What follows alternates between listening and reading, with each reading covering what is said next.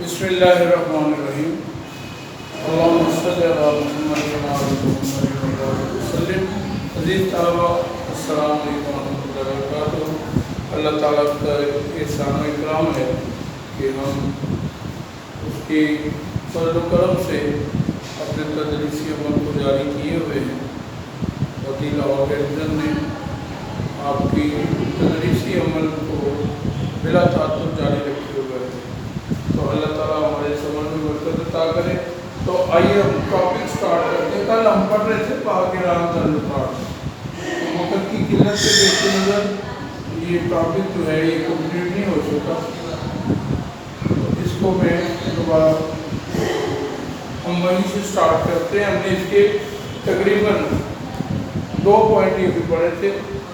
اس میں ہم نے یہ پڑھا کہ پاکستان کو سب سے پہلے ایران نے تسلیم کیا اور پھر 1948 میں پاکستان کے وزیر اعظم نے ایران کا دورہ کیا. 50 میں شاہ ایران نے پاکستان کا دورہ کیا اور ان میں بہت سارے سمجھوتے طے پائے جن میں سے معاہدہ بغداد تھا جس میں سے جب عراق میں انقلاب آیا 1958 میں تو عراق اس سے وڈرا ہو گیا اور اسی معاہدہ بغداد کو سینٹو کا نام دے دیا.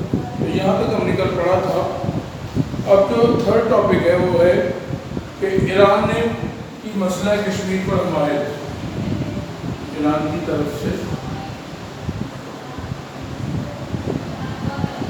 ایران نے ہمیشہ مسئلہ کشمیر پر پاکستان کی حمایت کی ہے اور یہ اللہ کا فضل ہے کہ وہ کشمیری بہن بھائیوں کے درد کو محسوس کرتا ہے اور ہر فالو پر اقوام متحدہ کے اندر اور باہر کشمیری عوام کے حق خود ارادیت کی حمایت کی ہے. اور وہاں کے فوج نے جو کشمیری عوام پر ظلم و ستم کا بازار گرم کیا ہوا ہے in all platforms Iran always condemn. Iran نے اس کو بھرپور طریقے سے اس کی مذمت کی اور اس کو برا بھلا کیا. ہمیشہ پاکستان کی حمایت کی. 1965 اور 1971 کی جنگیں ان دونوں جنگوں میں جو ہے وہ کشمیر نے ایران نے حمایت کی ہے اور یہ حمایت صرف زبانی نہیں بلکہ مالی طور پر بھی اور سفارتی طور پر بھی اور عسکری طور پر یعنی فوجی امداد بھی ہر لحاظ سے مدد کی ہے.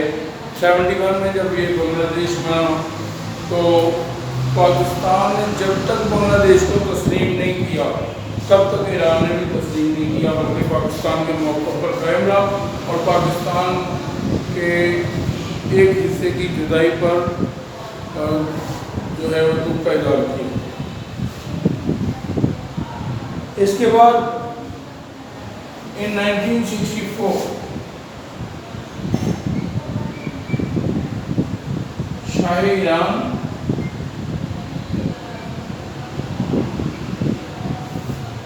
ترکی اور پاکستان کے صدر اور پاکستان کے صدر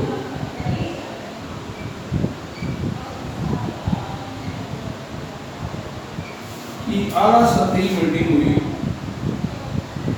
تینوں سربراہان نے مملکت کی جس میں انہوں نے اپنے علاقوں کو ترقی دینے کے لیے ایک معاہدہ کیا جس کو RCD کہا جاتا ہے.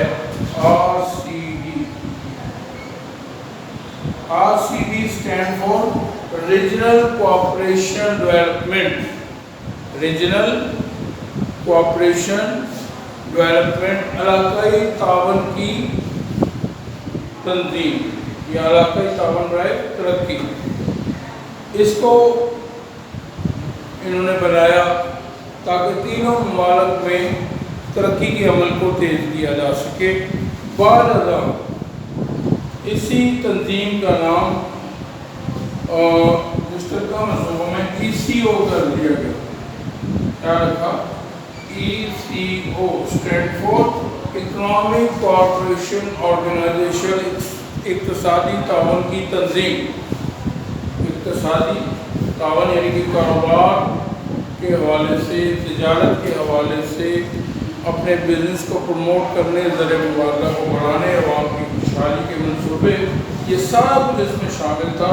تو یہ بھی ایران اس میں ہمارے ساتھ آج بھی شامل ہے، گو کہ اب یہ 3 سے ان کی جو تعداد ہے ممبرس کی وہ 10 تک پہنچ چکی ہے۔ نو ایشیو ہے 10 ممبرس، تو اس میں جو ہے وہ تعداد بڑھی ہے۔ تو اس کو آپ نے انڈرلائن کرنا ہے۔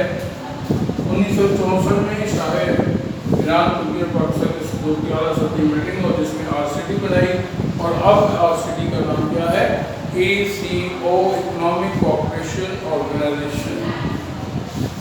پاکستان نے 1979 میں اسلامی انقلاب کے بعد 1979 میں اسلامی انقلاب آ گیا۔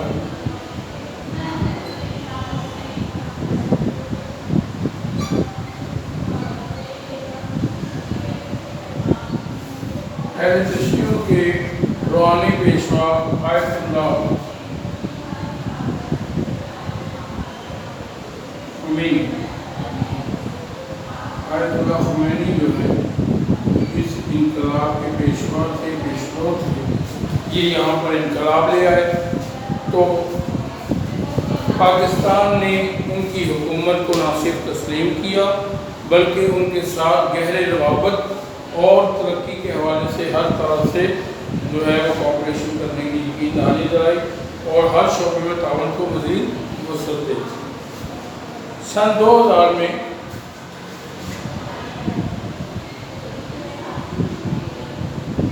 صدر پاکستان کا دورہ ایران، کون صدر تھا جانتے ہیں آپ؟ وہی شخص جس نے 99 میں صدارت میں قبضہ کر لیا ملک کو، پرویز مشرف۔ پرویز مشرف نے بطور صدر پاکستان سن 2000 میں دورہ کیا اور مختلف شعبوں میں تعاون کو مزید فروغ دینے کے لیے ضروری اقدامات اٹھانے کا اعادہ بھی کیا کہ ہم مزید کوآپریشن کو ایکسپینڈ کریں گے، اپنے جو ہمارے میوچل انڈرسٹینڈنگ ہے اس کو مزید اسٹرانگ کریں گے اور مزید جو ہے پروجیکٹس کو لانچ کریں گے۔ 2013 میں صدر پاکستان کون تھا جی؟ 2013 میں زرداری صاحب، صدر زرداری نے صدر پاکستان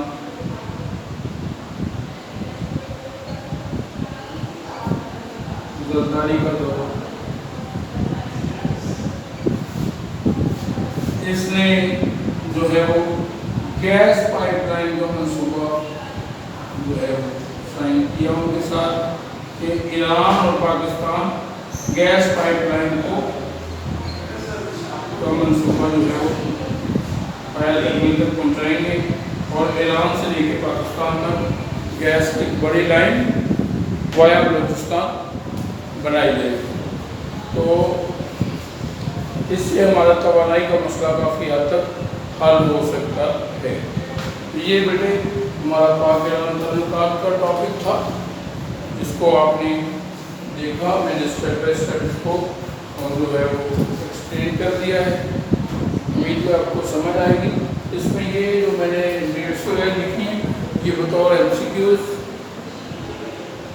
خاص طور پہ شارٹ کوشچن معاہدہ استنبول سے کیا مراد ہے، معاہدہ سینٹو سے کیا مراد ہے، یہ آپ نے جو ہے وہ یاد رکھنا ہے۔ معاہدہ بغداد سینٹو کسے کہتے ہیں؟ معاہدہ بغداد کو ہی سینٹو کہتے ہیں۔ جب اس میں سے عراق 1958 میں نکل گیا تو پھر وہ اس معاہدے کا نام سینٹو رکھ دیا کیونکہ اس میں پاکستان، ترکی اور انگلینڈ ہی رہے۔ ایسے ہی یہ جو RCT کا قیام ہے اس معاہدے کو معاہدہ استنبول کہتے ہیں۔ معاہدہ استنبول کے تحت دیکھیں یہ سارا تینوں صدور استنبول میں ملے جو کہ ترکی کا کیپٹل ہے، تو اس لیے اس کو معاہدہ استنبول کہتے ہیں۔ یہ بھی ایک شارٹ کوشچن ہے، ٹھیک ہے، جو کہ آپ کے پیج نمبر 38 پر جو ہے 5th ہیڈنگ میں موجود ہے۔ ایسیو سے کیا مراد ہے؟ یہی آسٹری کا نام بدل کر ایسیو رکھا گیا اور اس میں مزید ممالک کو دعوت دے کے 10 ممالک کو شامل کر دیا گیا اور اس میں معاشی ترقی کے لیے اقدامات اٹھائے گئے۔ ایران کا اسلامی انقلاب کب آیا؟ 1979 میں۔ کون ہے؟ آیت اللہ خمینی۔ آپ کے اوپر نہیں لکھا ہوا، آپ دیکھ لیں اس کو مزید۔ 2000 میں صدر پاکستان پرویز مشرف نے دورہ کیا اور مزید تعاون کو بڑھانے کی پیشکش کی اور ارادہ کیا۔ 2013 میں صدر پاکستان نے ایران کا دورہ کیا اور گیس پائپ لائن کو بڑھانے کا منصوبہ جو ہے وہ لانچ کیا اور کہا گیا اس کے وجہ سے پاکستان میں مزید گیس لا کر توانائی کا مسئلہ حل کریں گے۔ ٹھیک ہے بیٹے، یہ ہو گیا۔ اب ہم اس ٹاپک کی سب ہیڈنگ میں آخری سب ہیڈنگ پاک افغان تعلقات کی جلدی تاکہ آج یہ ٹاپک ختم ہو۔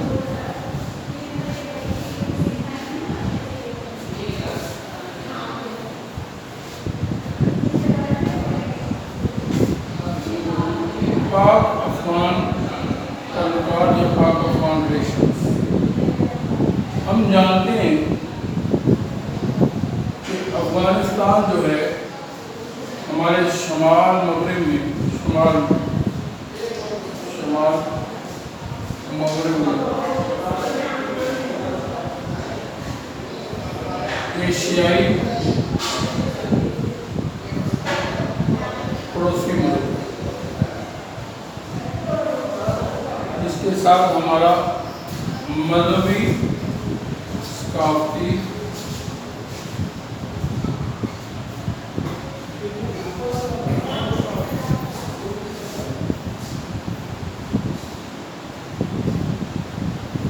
تاریخی اور جغرافیائی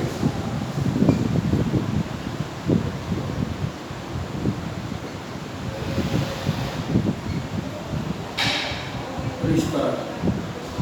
تاریخی اور جغرافیائی سے دیکھیں تو افغانستان بہت پرانا خطہ ہے، ملک ہے، اور یہاں یہ اس کی ہسٹری میں نے یہ پڑھا ہے کہ it is the single part of the land which could not conquer by any conquest، کوئی فاتح اس کو فتح نہیں کر سکا، یعنی any warrior cannot capture it، کوئی جنگجو اس پر قبضہ نہیں کر سکا پورے کے پورے ملک پر۔ اور یہ تو اب آپ لوگوں نے آنکھوں سے دیکھ لیا کہ رشیا بھی یہاں سے رسوا ہو کر گیا اور امریکہ بھی رسوا ہو کر جا رہا ہے، مگر اس کو یہاں پر حکومت کرنے کا خواب کسی کا پورا نہیں ہوا۔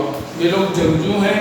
آپ دیکھتے ہیں کہ جمال الدین افغانی ادھر سے آیا، یہاں پر اصلاح کے لیے تشریف لائے، اسی طرح شیر شاہ سوری جس نے یہ جی ٹی روڈ یہاں پر بنایا ہے، اور اس کے علاوہ سلطان محمود غزنوی اسی یہاں سے ہی فاتح ہوئے ہیں۔ تو یہ بڑا ایک جو ہے زبردست قسم کا جنگجوؤں کا علاقہ ہے۔ شاہ ولی اللہ محمد دہلوی رحمۃ اللہ علیہ کے کہنے پر بھی افغانستان سے ہی مدد آئی۔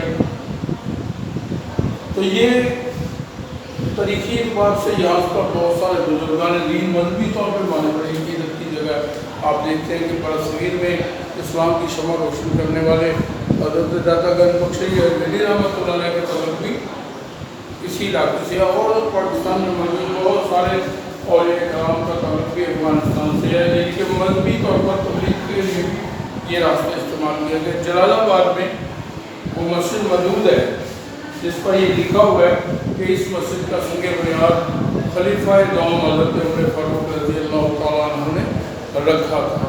لہذا یہ مذہبی طور پہ، ثقافتی طور پہ، تاریخی طور پہ اور جغرافیائی طور پر یہ سارا کا سارا بڑا ہی امپورٹنٹ خطہ ہے اور ہمارا اس سے بڑا مضبوط رشتہ ہے۔ اگرچہ جب پاکستان بنا تو افغانستان نے اسے تسلیم کرنے میں دیر کی، اس کی کچھ وجوہات تھی۔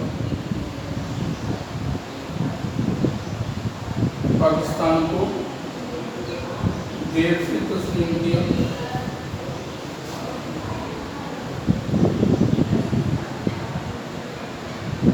1948 میں سفارتی تعلقات قائم ہوئے.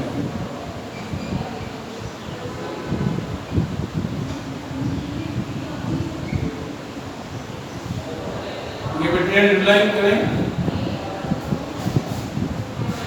When was Embassy of Afghanistan working in Pakistan? 1948. When was Embassy of Afghanistan started working in Pakistan? 1948. تو 1948 میں ہمارے جو ہے اس سے فورن ریلیشن جو ہے وہ قائم ہوئے. میں نے جو اس کی وجوہات کو بات کرنا تھا، یہ بہت ساری وجوہاتوں میں بڑی جو ہڈل تھی وہ بادشاہ خان تھا، جو کہ نہیں چاہتا تھا کہ کے پی کے جو ہے وہ پاکستان کا حصہ بنے. تو ان لوگوں نے کے اکسانے پر افغان حکومت نے فوری طور پر پاکستان کی تصدیق نہیں کی، اس کو ایکسیپٹ نہیں کی. تیسری جو بڑی بات ہے، سب سے لمبی باؤنڈری ہماری افغانستان کے ساتھ ہے، جو کہ تقریباً پاک افغان سرحد ہے.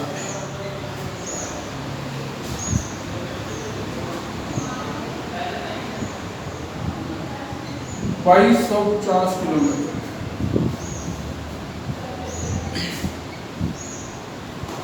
2250 کلومیٹر لمبی سرحد ہے، اور یہ سرحد جو ہے وہ ڈیورنڈ لائن کہلاتی ہے. وہ کیوں کہلاتی ہے کہ افغان حکومت برطانیہ کے سیکٹری، حکومت ہند، حکومت برطانیہ کے سیکرٹری سر ڈیولن نے ملاقات کی افغان بادشاہ امیر عبدالرحمن کے ساتھ، اور نیگوسیشنز کر کے ایک معاہدہ کیا جس میں پاکستان اور افغانستان کے درمیان پائے جانے والی سرحد کا تعین کیا گیا. اس وجہ سے اس کو ڈیورنڈ لائن کہا جاتا ہے، سر ڈیولن کے نام. ٹھیک ہے بیٹے، یہ آپ کا شارٹ کوشچن بھی ہے. ڈیورنڈ لائن سے کیا مراد ہے؟ یہ پیج نمبر 39 پر پاک افغانستان تعلقات کی تیسری ایڈنگ آپ نے مارک کر لینی ہے شارٹ کوشچن کے آنسر میں. یہ آپ کی ایکسرسائز کا شارٹ کوشچن ہے، میں بھی آپ کو بتا دیتا ہوں. ٹھیک ہے، پہلا ہی شارٹ کوشچن ہے، پہلا ہی شارٹ کوشچن ہے آپ کی ایکسرسائز کا، اس کو آپ نے انڈر لائن کرنا. افغانستان چاروں طرف سے خشکی میں گھرا ہوا ملک ہے، سمندر تک رسائی نہیں، لہٰذا پاکستان کے لیے اس کے لیے بہت امپورٹنٹ ہے تجارتی راستہ جو ہے وہ تجارتی راستے کے طور پر یہ افغانستان اور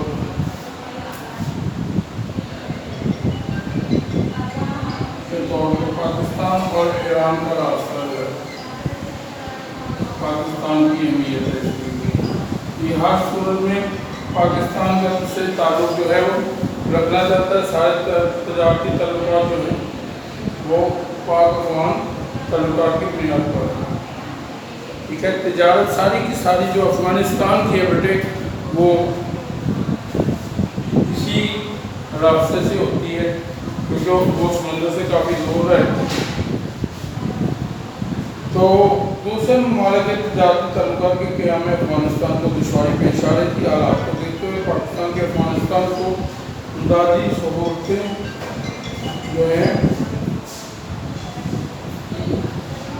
وہ دی گئی ہیں، اور اب جو سی پیک بن رہا ہے اس میں بھی افغانستان کو بہت زیادہ فائدہ پہنچے گا. اپریل 19 بلکہ رشیا تک جانے کا راستہ بھی یہی ہے. تو جو ہمارے وسط ایشیائی ممالک ہیں، آذربائیجان، ترکمانستان اور دیگر جتنے بھی مسلم اسٹیٹس بنی ہیں، یہ سب کو سمندر تک رسائی کے لیے یہی راستہ یوز کرنا پڑتا ہے. لہٰذا افغانستان کافی اہمیت کا عمل ہے. اپریل 1978 میں افغانستان میں ایک فوجی انقلاب، اور دسمبر 1978 میں فوجی انقلاب آیا.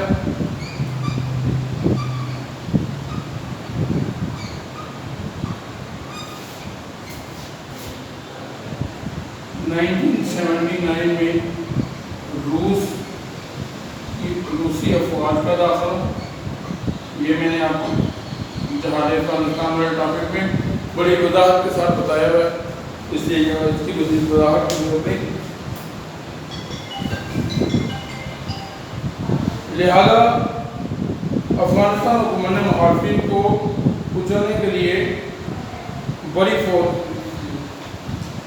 کو وسیع پیمانے پر استعمال کیا، لیکن الحمدللہ پاکستان نے افغانستان کے لوگوں کو نہ صرف یہاں پر پناہ دی بلکہ ان کی ہر لحاظ سے مدد کرتے ہوئے نہ صرف افغانستان سے اس کو جانے پر مجبور کر دیا بلکہ افغانستان کی ہر طرح ممکن مدد بھی کی، اس کی دوبارہ آواز کری ہے، ٹھیک ہے۔ وہ بھی ہم نے جنیوا معاہدہ میں ہم نے پڑھا ہے بارے میں، جس کے نتیجے میں رشیا کی فوج کو یہاں سے جانا پڑا۔ 11 ستمبر 2001 میں ورلڈ ٹریڈ سینٹر کا واقعہ ہوا۔ 11 ستمبر 2001 ورلڈ ٹریڈ سینٹر